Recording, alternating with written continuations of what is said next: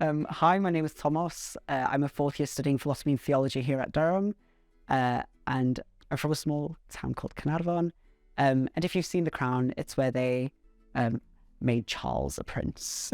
So one project I'm working on is based on the work of the Wachowski sisters, so Lily and Lana Wachowski, who directed The Matrix. The Wachowskis' work is so deeply philosophical and theological that you can't really navigate, like you can't watch it without having some philosophical thought. And whilst my work is focused on like divinity, I think what helped me understand the film, the Matrix movie as it was kind of like my philosophical education, and being able to understand the Matrix as like a contemporary allegory for the brain in a vat, or Descartes' evil demon like analogy. It helped me understand them as directors, and like it gave me like the assumption that when they show something on film, there is a deeper meaning to it, or there is something greater that they are trying to communicate.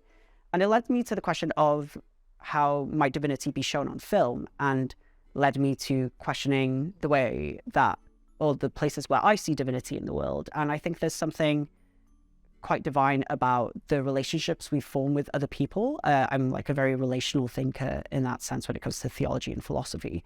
I looked at the work of the Wachowskis and I found a scene, because they are not shy, like they don't shy away from screened simulated sex. And so I kind of focused on one of those, which I found to be reflective of like a deep love between both parties. And I kind of just analyzed it. And like looking at the music and the monologue and kind of the way that they directed the intimacy between both characters. And I kind of just worked from that to develop this kind of theology of Audre Lorde's erotic, which is like a philosophical concept, and theologizing it and applying it to a contemporary narrative, I think. And that's something I'm really interested in developing even further. Also, just to bring a bit more philosophy into it, I really love discussing like the ethics of this kind of thing as well, because we see it on social media, especially recently. There's a lot of debate about whether or not screen simulated sex is okay in film, but that raises questions about the Hays Code, and which censored so much of cinema between like I believe the 30s and the 50s, and kind of how the Hays Code is kind of being repurposed from like instead of a conservative lens, is now being applied in a more liberal lens to kind of say, well, for the viewer has a right to not see this, and therefore it's bad that they show it, or like that it's bad that they don't give them the option of not seeing it. So beyond university, I think that philosophy is going to be something that, or like my philosophical education is going to be something that I carry with me in the day-to-day. I try to act in a way that I think is rational, consistent, and upholds my own ethics.